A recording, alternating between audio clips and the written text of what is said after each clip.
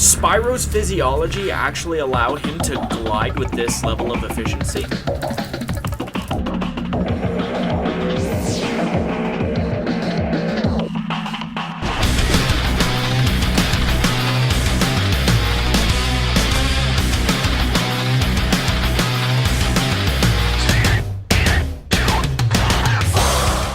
Good evening, ladies and gentlemen, and welcome to the Chamber of the Wraith. My name is Brian, and today you are getting the first of two videos coming out today. Tonight you'll be getting a audiobook extension regarding part 2 of DC's Anatomy of a Metahuman. But right now, this is what I hope you guys are really excited for, the top 10 games that I played in 2019. Now, I played a lot of video games in 2019, many different kinds, across all different consoles, but there's a few different reasons why these are the 10 that I picked. Number one, the main reason is that for some games, I just never got very far into them. A great example of an honorable mention would be Metroid Samus Returns. I never got very far into that game just because it just never clicked just yet, but it was fantastic to finally play a game that stars my favorite Nintendo character, Samus. She was one of my mains in Smash, if you're wondering why she's one of my favorites. But that, and there's also, then there's that. You also have the fact that some of the games that I've played were repeats. So Jurassic World Evolution, I just played, and I'm going to be uploading other parts of the Return to Jurassic Park playthrough eventually. But I already talked about it last year, and it would be kind of silly for me to include a game that was already on the list last year, as in this year. The only thing being is that if I had an honorable mention last year, then it's still up for grabs to be in the top 10. It's just not the other way around, you know? Well, as an honorable mention it would be, but it wouldn't be able to get on the list again. I hope that makes sense. Finally, though, I have to talk about, and pertinently enough, I'm wearing a shirt in this franchise, Mortal Kombat 11. I played this game and defended this game quite a bit this year, but it was only in the past 3 weeks or so that I finally realized that it's not worth top 10 material at all. It was top 5, and then it became top 10 for the longest time. It was in 10th spot for the longest time, and now it's just not in there at all.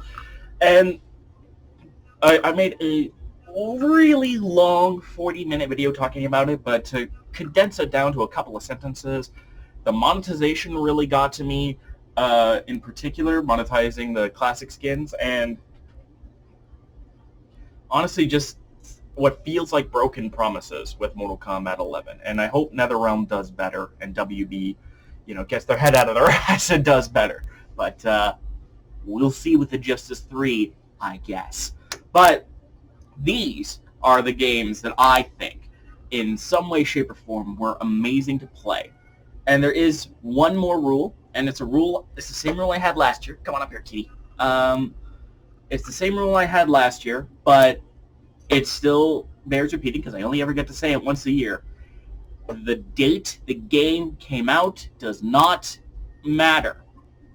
I could have played a game for the Commodore 64, and if I really liked it, I would have put it in my top 10 because it would have affected me in some way, shape, or form. I mean, for God's sakes, man, one of these games is technically a mobile game, and it came out a few years ago, and it's still in my top 10 list. So, without further ado, hold on to your hats, ladies and gentlemen, because it's time for me to reveal to you my top 10 games that I played in 2019. Here's to another year of amazing games. Every top 10 list has to start with number 10, and this list is no exception. Soul Calibur 6 is the 10th game on this list, but by no means is it a terrible game. No. This game was a blast to play. And as a Bandai Namco fighting game property, Soul Calibur was always the one I preferred the most. I played them first with Soul Calibur 4, and Tekken's more deliberate, slow nature while a fantastic game in and of itself, Tekken 7 is a little bit slow. Apologies for the eyeball thing. And another thing that separates Soul Calibur from Tekken that I personally like is to create a character option. Now, you don't get to create your own moves or anything like you can. You don't get to create your own movesets or anything like you kind of can in NetherRealm games. But you can fully create and customize your own character in any way, shape, or form you want. As you can see here, albeit it's a little bit sped up just for time's sake. You pick the character's base fighting style, all of their items, what they're wearing, and you can make just about anything. Either a super badass Mega Knight or a lady on the run from the modern era who happens to have Talon's style of fighting with her plated tauntauns.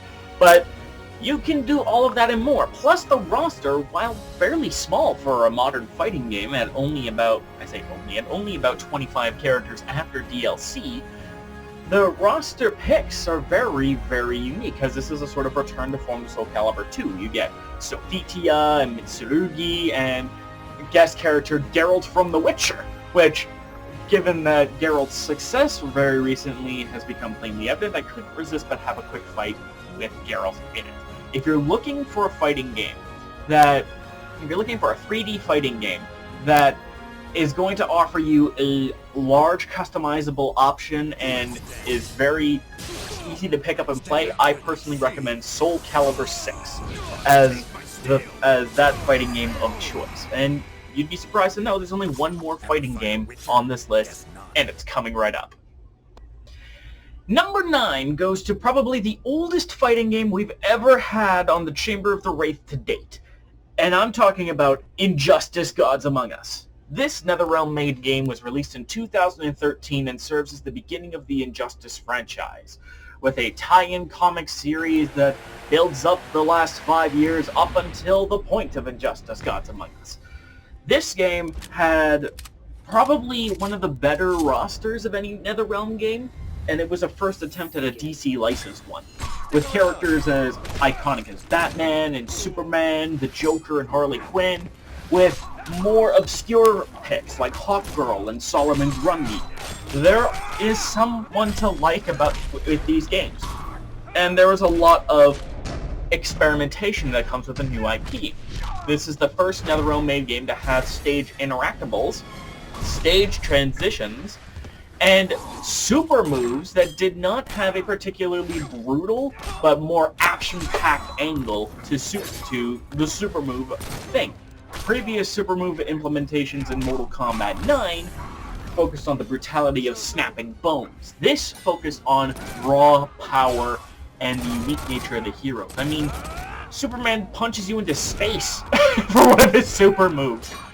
But it was by no means perfect. Competitively speaking, this game had some broken things. But every character had something broken about them. Solomon Grundy, a relative low tier, was the only character capable of killing you with one touch. He had touch of death combos. Zod had oppressive zoning, Batgirl had insane counter zoning, Zatanna had crazy combos. There was something to like about every character, because every character was at least a little bit broken in something that they did, and it made things fun and interesting. And of course, there aren't too many other NetherRealm games I can think of where you can pull off a combo like this and get 75% damage. Overall, coming back to Injustice, I'm beginning to I really appreciate what Injustice kind of does. And Injustice 2 was really fun and all, but man, I want Zatanna back for Injustice 3. That's all I'm saying, especially if she plays like this. Alright, time to move on to number 8.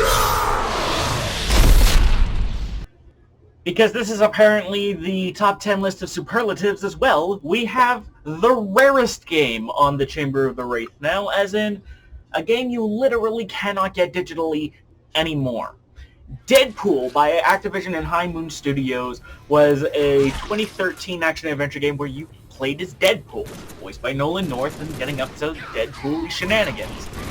It, while a little bit flawed, was a really fun game, and Nolan North kills it as Deadpool every time. However, due to a complicated licensing snafu, the game disappeared from digital store shelves, I believe back in 2015. I'll try and remember to put a couple of actual dates here. And not only that, but just recently got taken off from digital stores again, which means that now there's no way digitally to get Deadpool for PS3, Xbox 360, PC, and PS4 and Xbox One. You have to find physical copies, or I guess put on your favorite iPad to go, oh, ba-da-da-dee, I don't know how the song really goes, you know the pirate song from Lazy Town. Somebody shoot me. Alright, that's besides the point, but as I was saying, yeah, this is one of the rare games on this list, and I had a ton of fun with it in 2019, doing a series on it and just generally playing it. Now it's time to move on to number 6. That's what you get for ruining the Lazy Town Pirate song, asshole! Yeah. Alright. Somebody's gonna have to answer for that one. Alright, moving on. Number 7 goes to Hungry Shark World, a Ubisoft-published F-Gold made mobile game. Kept it here on the PS4 because that is actually a thing. Now, here's the thingamajig. This game is fairly simple, but really, really fun. You play as a shark, you eat what you can, and as you eat more, you get more points to unlock more sharks. I personally like playing as the poor beagle, but you can go all the way up to Megalodon and beyond. This game, it's fun. It's a fun little time waster. It's not overly remarkable or anything, but it's fun. It gets the job done, and I mean, for shit's sakes, man, who doesn't want to play as a shark, leaping out of the water, eating birds, and coming onto land to munch on turtles and eat tourist spaces? It's a grand old time. If you do not wish to drop the, modest $10-15 price tag for the console version, the mobile version is free. So, get on that. And if you do play any mobile games this year, play Hungry Shark World. Time to move on to number 6. Okay, nobody's gonna shoot me. Fantastic. Alright. This is the oldest game on this list, bar none. In release date, this PS2, in my opinion, a PS2 classic, which is being remade next year. Well, you know, next year sometime. Has me very excited. Ladies and gentlemen, of course, I'm talking about Destroy All Humans! This is one of the coolest, craziest, wackiest concepts on the PS2 that just worked out so well. You play as an alien invader in the 50s and blow shit up. You really can't go wrong. And when you have Invader Zim voicing your boss, it's just gonna be a hilarious time.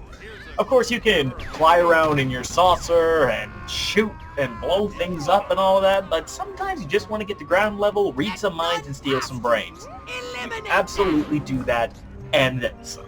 And with this game, there's a lot you can do. Jetpack around, use psychokinesis, use all manner of weapons. If you guys want to pick up and understand a game from the PS2 era that really lets you play and have fun, this is the game for you. Just try not to mind the fact that this is basically in the 50s, and it is all well and good. I mean, who would mind being in the 50s and shooting majestic aces in the face? I certainly did. Time to move on to number 5. Number 5 is a bit of an interesting one, in the sense that this is one of those games I didn't get very far in, but I just had a blast playing. I'm just a little bit hesitant to go much further because I don't know if there's a massive difficulty spike or not, but maybe one of these days I'll probably end up streaming and doing it anyway. Aven Colony is an interesting game created by Team 17 and Mothership, in which you have to create a colony on an alien world with unique challenges, like all of the tunnels have to be hermetically sealed, otherwise carbon dioxide levels will rise because it's a carbon dioxide dominant planet. You have these creep spores that you have to make sure don't infect your buildings. You got to keep colonists happy, make sure that you're getting the nanites you need to expand your colony, and making sure that trade works out so that you can maintain resources like food and water and so on. But it's overall a fantastic little city builder that is available on the PS4. And it's not overly complicated either. I tried playing City Skylines and Stellaris one time, and there was just the information overload was real. But with Aven Colony, I just looked at it and went, this is easy to understand. which is very refreshing because sometimes these city building simulators and all of it and that sort of thing just aggravate because you literally look at it and go, I can't understand half of what is going on here. And I would have to literally buckle down and sit down for hours through tutorials. I don't want to do that. So Aven Colony is a really good place to start with that. Time to move on to number 4, which is going to be another little surprise, I think.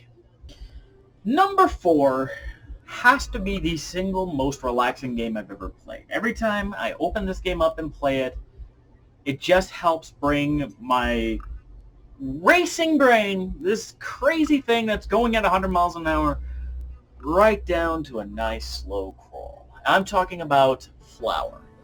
Now, Flower came out in 2009 for the PS3 and then got remastered for the PS4 alongside Journey and Flow. But of those 3 games by that game company, which is the actual name of the company in question, Flower will always be my favorite, and I think the best game that they've made. It isn't overly complicated. You can literally play it with one button, and that's all you need. Hell, you don't even need a button if you just go slow enough with the controls, because it uses 6-axis controls. So technically, you don't have to press a single button, but I recommend picking one button and just going with it, otherwise it's going to be a very slow experience. But when you get a large column of petals and it becomes like this big freaking flower dragon that's flying through the sky, it is just so damn cool. And I really like it. And if I can encourage you guys to pick up a game that you could just chill out and play, like PS3 or PS4, because it is exclusive to Sony, Flower, that's the game.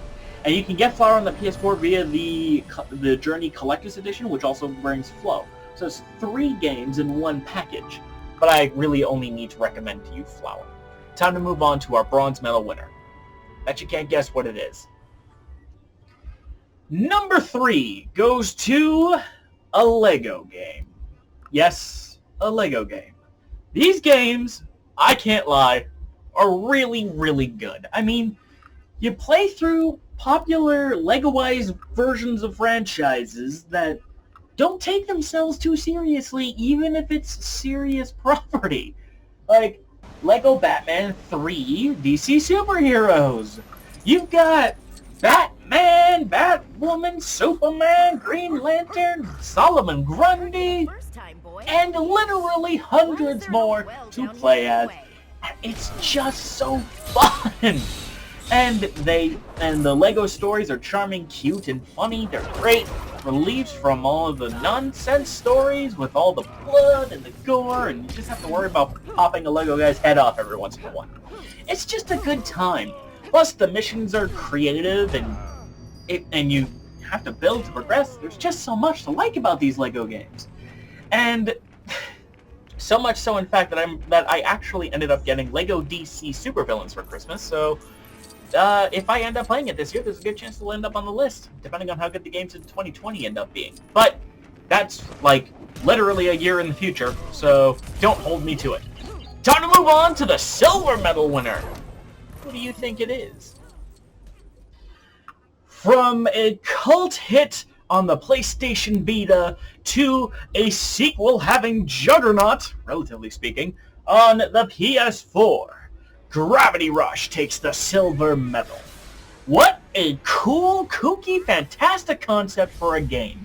You play as somebody with gravity powers and use that in order to do things like pick up things, throw things, and even just fly.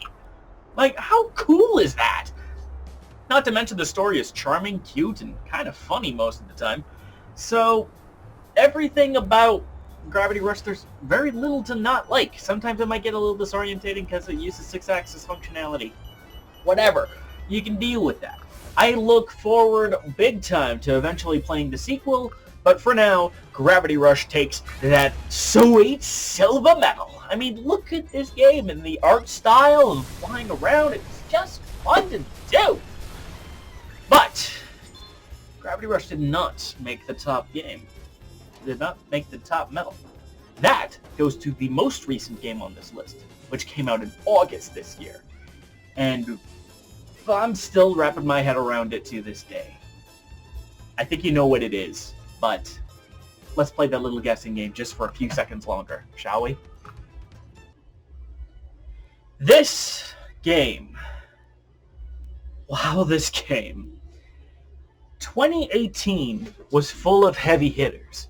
God of War, Spider-Man, Red Dead Redemption 2. And 2019 had many other games that were top quality, some of the best games we've seen this whole decade. I mean, the Resident Evil 2 remake. I mean, not for some people it was the Resident Evil 2 remake. For other people it was Death Stranding. For even other people it was the Untitled Goose Game. And others yet. This is crazy because of how many crazy big games there were. Others yet had Sekiro Shadows Die Twice. But I personally am of the mindset, alongside Game Informer, who not too long ago made this game their game of the year. I'm talking about Control. Now, this is the only footage that I have of it is from a live stream. So that is why I'm up in the top right and not at the bottom left like I've been for the last little while. It's to cover my face, which is already there. And just as well, I'm only showing basically just the first few minutes because I want you guys to play this game. I really do, and I don't want to spoil anything. So this is maybe the first couple of minutes in cutscene form, and that's all you're going to get. But holy God, this game is amazing. Unparalleled visuals, in my opinion. This is probably the most gorgeous game I have ever seen. Number one, visually speaking, graphically speaking, it is just a delight to behold, visually speaking. You've got really tight, snappy combat with great use of the gun and freaky supernatural abilities that I will not spoil, but suffice it to say, you basically become an unstoppable psychokinetic juggernaut. And then you have a really likable character in Jesse Faden and some freaky twists and turns when it comes to how this location works, where you go, things you do. It even unsettled me a couple of times when it came to the discussions of how reality works and shit. It was bizarre, but the good kind of bizarre. And that, among many other reasons, is why Control is my game of the year. And my favorite game that I played in 2019. What was your favorite game that you played this year? Doesn't have to be from 2019. You could, like I said, if you played Super Mario Brothers on the NES this year, and that was your favorite game of the year, let me know. Excuse me. 2020 is going to be a delight. And unfortunately, even though I said earlier I was probably going to be releasing the audiobook today, I kind of basically ran out of time. However, tomorrow will be the Q1 reveal, showing off all of the series coming to the Chamber of the Wraith from January 4th to the end of March in 2020. That's right, the first series debuts this weekend, and I'm really excited to share it with you all.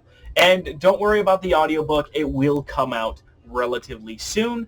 I just have to find a way to kind of weasel it in somewhere. I hope you enjoyed this video. Don't forget to be awesome, and I'll see you guys on the other side.